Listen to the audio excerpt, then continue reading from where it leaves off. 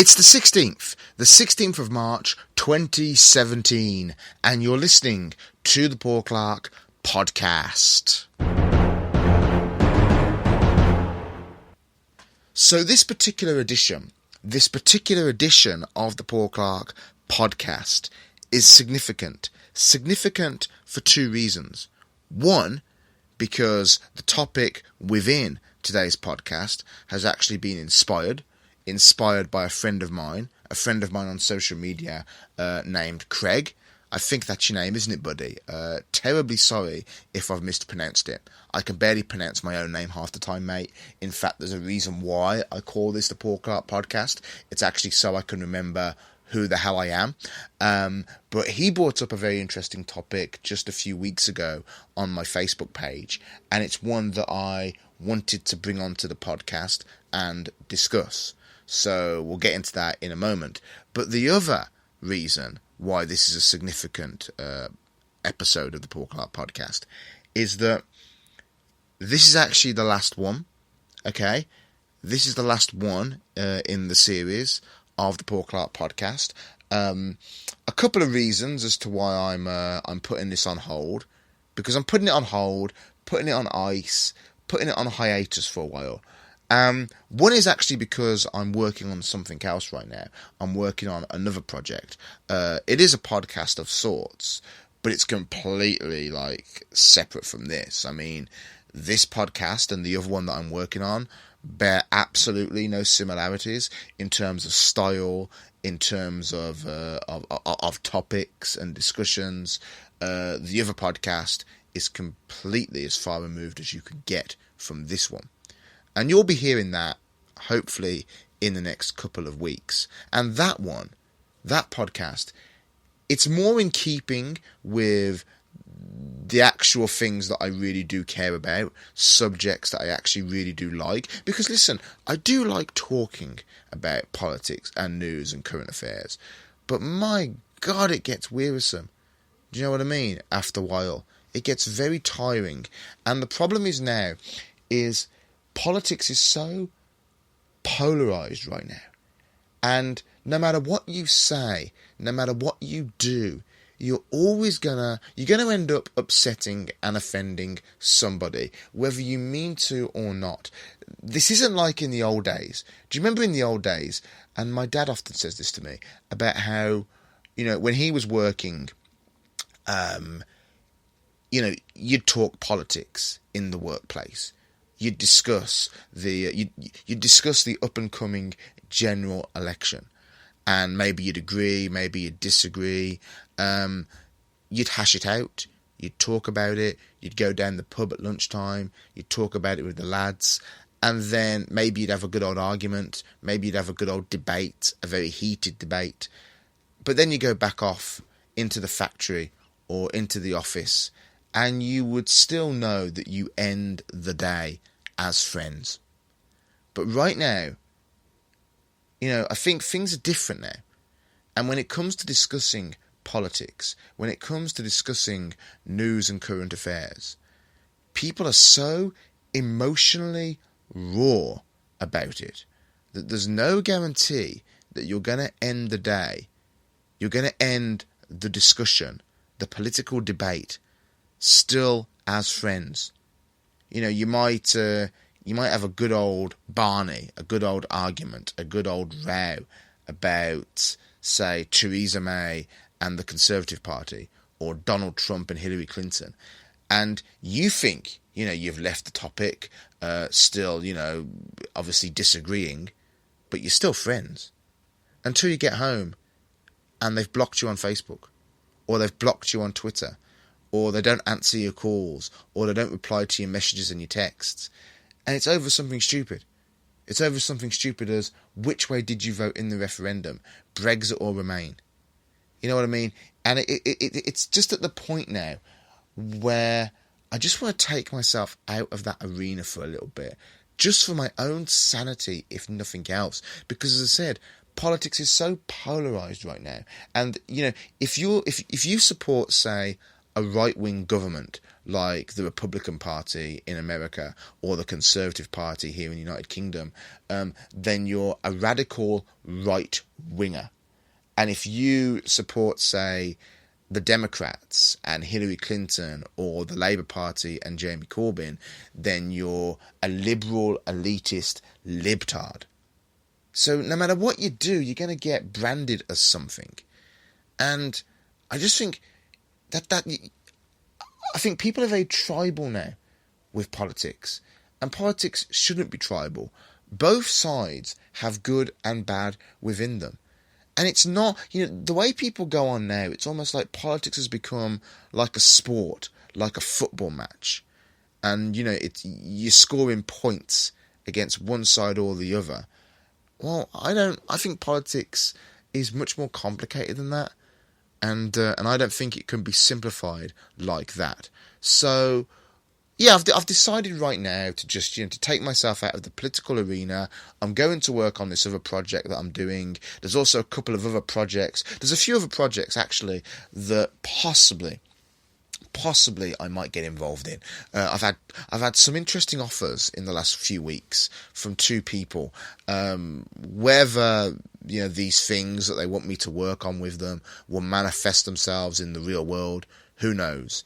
But there's a lot out there right now that I've currently got going on, and I've decided to go and work on my other podcast that I'm doing, and to maybe see where these potential projects elsewhere may lead me. So for now, these podcasts are going on hold, on a hiatus. I'm putting them on ice, but maybe I'll do some more in the future. I mean, particularly if a big breaking news story happens, then maybe I'll do some more then, but we'll have to wait and see.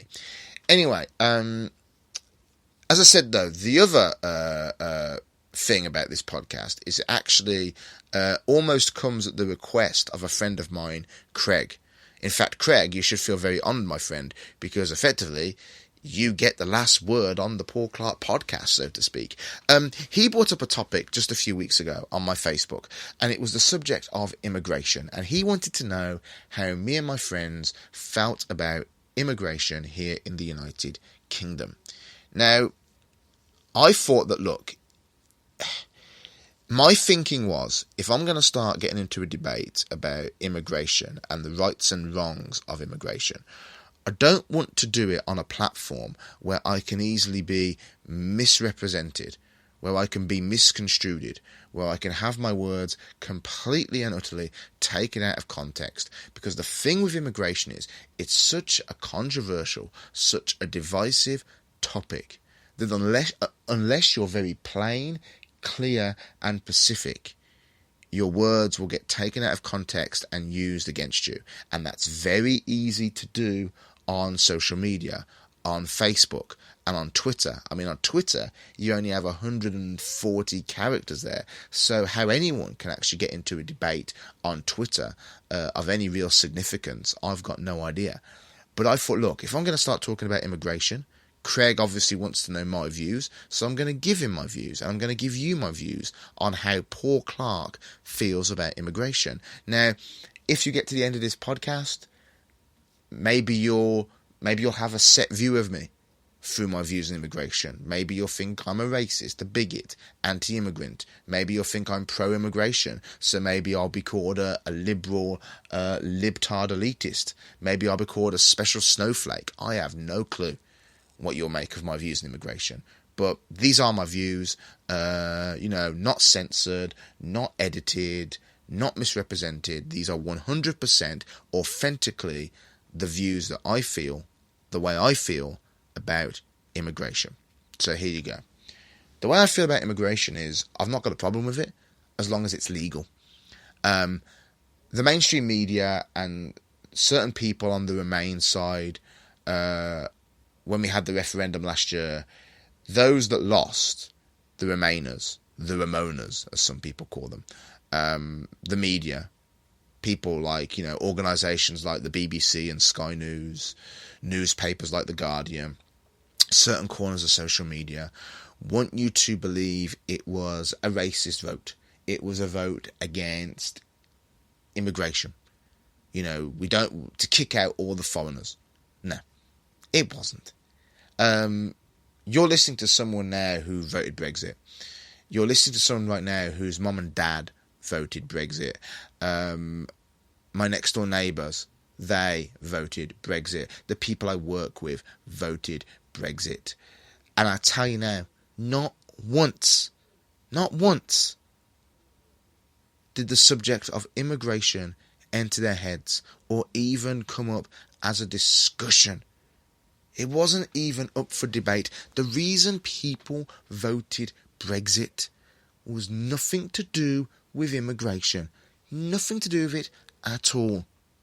It was to do with the fact that we do not like, here in the United Kingdom, we were always reluctant members of the EU anyway. We should never have been taken into it. We were taken into it against our will. The people didn't have a vote on it in the 1970s. Now, it's true, they got a referendum a few years later, and we voted then to remain, but a lot has changed since the 1970s.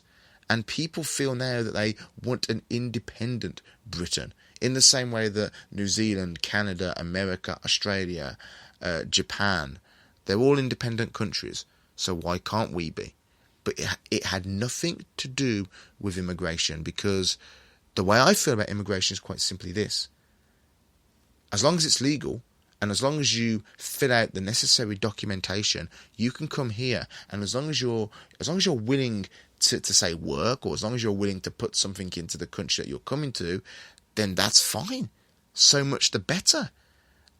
People will also like to say that, people voted Brexit to kick out all the brown people, all the coloured people. No, because there are no coloured people in the European Union. Germany, France, Greece, Holland, they're all white European countries.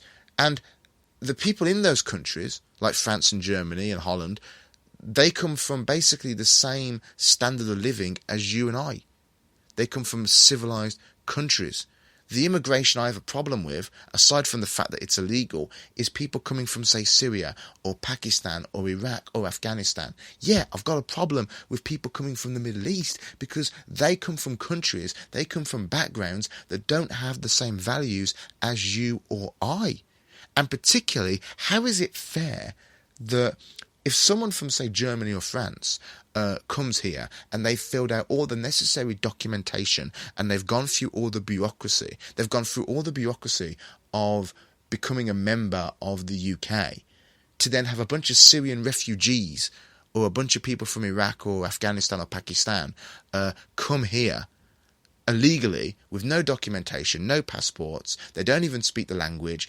Some person in Germany, some student who's coming over here to study, has had to learn the language as well as doing all the work to get here.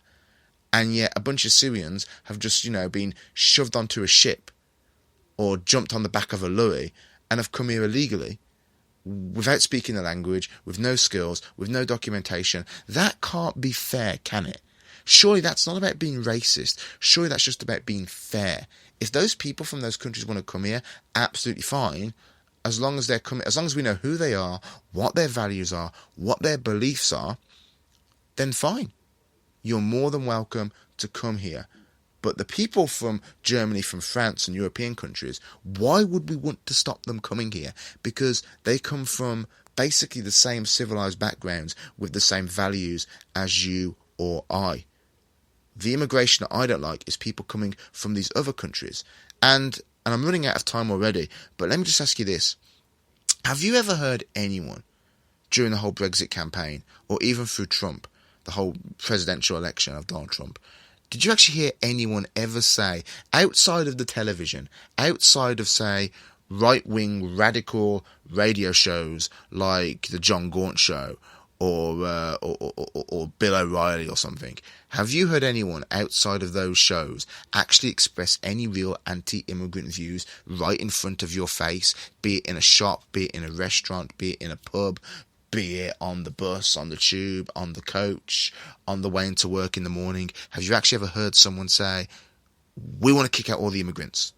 Have you actually heard that?